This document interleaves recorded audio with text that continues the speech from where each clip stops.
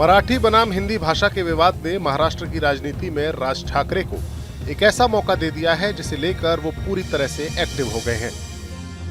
5 जुलाई को अपने चचेरे भाई और शिवसेना यूबीटी के चीफ उद्धव ठाकरे के साथ 20 साल बाद वो मंच पर नजर आए और फिर उन्होंने इसी मसले पर 8 जुलाई को मुंबई के मीरा रोड इलाके में एक मार्च निकालने का फैसला किया, लेकिन सीएम देवेंद्र फडणवीस ने उनके इरादों पर पानी फेर दिया।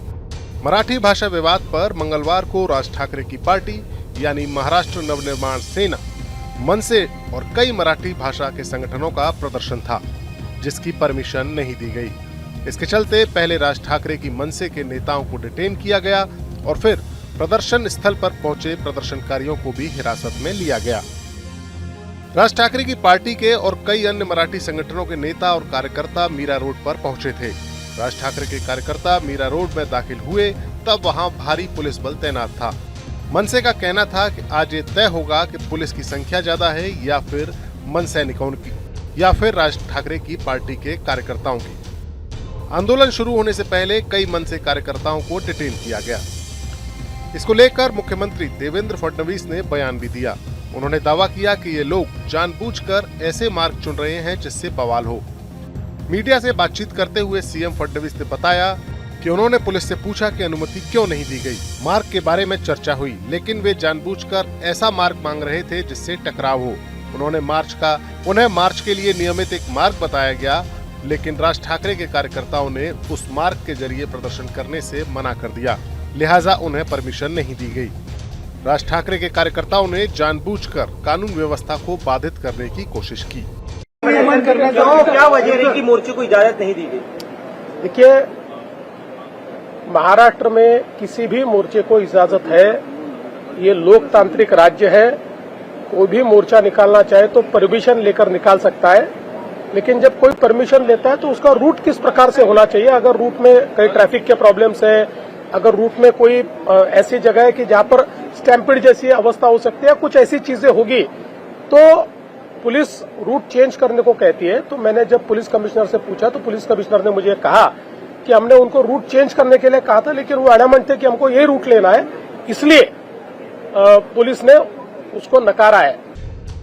दरअसल हिंदी बनाम मराठी एक ऐसा मसला है जिसके जरिए राज ठाकरे को अपने पॉलिटिकल रिवाइवल की उम्मीद नजर आ रही है।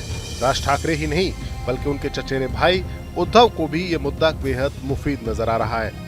इसी सिलसिले में उन्होंने 20 साल बाद राज के साथ हाथ मिलाते हुए 5 जुलाई को वर्ली में शक्ति प्रदर्शन किया था। इसके साथ ही ये कयास लगने शुरू हो गए कि दोनों ठाकरे भाई अब एक साथ आने की तैयारी कर रहे हैं। एक तरफ जहां उद्धव ठाकरे एकनाथ शिंदे के हाथों अपना काफी पॉलिटिकल बेस गंवा चुके हैं, तो वहीं दूसरी ओर राज ठाकरे भी राजनीतिक हाशिए पर नजर आ रहे हैं। ऐसे में ये माना जा रहा है कि ये दोनों भाई अपने राजनीतिक उत्थान के लिए और अपनी खोई हुई सियासी जमीन को वापस पाने के लिए मराठी भाषा की जंग छेड़ रहे हैं। सवाल ये है कि क्या ठाकरे भाइयों को इससे कुछ फायदा होगा या नहीं। राज ठाकरे ने 2005 में शिवसेना से नाता तोड़ा था और तब से लेकर अब तक 20 साल में ये पहला मौका था जब वो किसी सार्वजनिक मंच पर उद्धव ठाकरे के साथ नजर आए थे।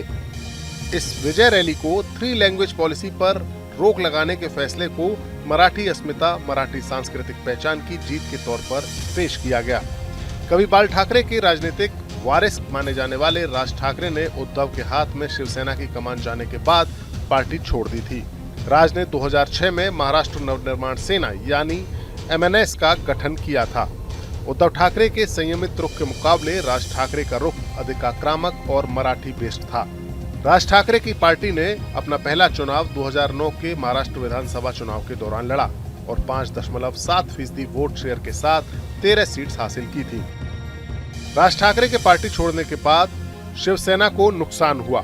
2004 के विधानसभा चुनाव में शिवसेना ने 20% वोट और 62 सीटें हासिल की थी, लेकिन 2009 में उसे करीब 4% वोट का नुकसान हुआ। 2009 के विधानसभा चुनाव में शिवसेना 16.3% वोट के साथ 44 सीटें ही जीत पाई और महाराष्ट्र में चौथे नंबर की पार्टी बनी। 2014 के विधानसभा चुनाव में शिवसेना ने 282 विधानसभा सीटों पर चुनाव लड़ा और 19.5% वोट शेयर के साथ 63 सीटें जीती और दूसरे नंबर पर रही। इस चुनाव में MNS को 2.5% वोट मिले और 12 विधानसभा सीटों का नुकसान उन्हें उठाना पड़ा, यानी उनका बस एक ही विधायक जीत सका। MNS 3.2% वोट शेयर के साथ एक ही सीट जीती। 2019 के महाराष्ट्र चुनाव में शिवसेना 16.6% वोट शेयर के साथ 56 सीटें जीतने में कामयाब रही, तो वहीं MNS को 2.3% वोट शेयर के साथ केवल एक सीट ही मिली। महाराष्ट्र के 2024 के विधानसभा चुनाव में उद्धव ठाकरे की लीडरशिप वाली शिवसेना UBT का वोट शेयर महज 10% ही रह गया। शिवसेना की सीटें भी घटकर 20 पर आ गईं। वहीं दूसरी ओर राज ठाकरे की लीडरशिप वाली MNS कोई सीट नहीं जीत सकी और उसका वोट शेयर वंचित बहुजन आघाड़ी के 2.2% से भी कम हो गया, यानी 1.6% पर ही पहुंच सका। महाराष्ट्र के चुनाव नतीजों के बाद उद्धव ठाकरे और राज ठाकरे दोनों ठाकरे बंधुओं की सियासी भविष्य पर सवालिया निशान लग गया। ऐसे में अब इन दोनों के सामने आगामी BMC चुनाव में अपनी सियासी जमीन को बचाने की चुनौती है। अब ठाकरे भाइयों के इस मिलन का सबसे बड़ा घाटा एकनाथ शिंदे को हो सकता है। एकनाथ शिंदे को महाराष्ट्र के शहरी इलाकों और खासतौर से मुंबई महानगर क्षेत्र यानी MMR में बड़ी चुनौती का सामना करना पड़ सकता है। शिवसेना UBT और MNS के गठबंधन की चर्चा नगर निकाय चुनावों से पहले तेज हो गई है और दांव पर BMC का चुनाव है। अगर शिवसेना का प्रदर्शन खराब होता है तो शिंदे की राजनीति उनकी टेंशन बढ़ा देगी। ठाकरे भाइयों के इस मिलन और इनकी राजनीति से देवेंद्र फडणवीस भी सतर्क हैं। उन्होंने मराठी भाषा के मसले को बड़ा होते देख त्रिभाषा पॉलिसी में हिंदी को रखे जाने के फैसले को वापस लेकर इसे एक बड़ा मुद्दा बनने से रोकने की कोशिश की है। लेकिन अब भी राज ठाकरे इस मसले पर आक्रामक हैं। अब देखना होगा कि मराठी का मसला राज और उद्धव इन दोनों भाइयों को उनकी खोई हुई सियासी जमीन वापस दिला पाएगा या नहीं। ब्यूरो रिपोर्ट, राजनीति।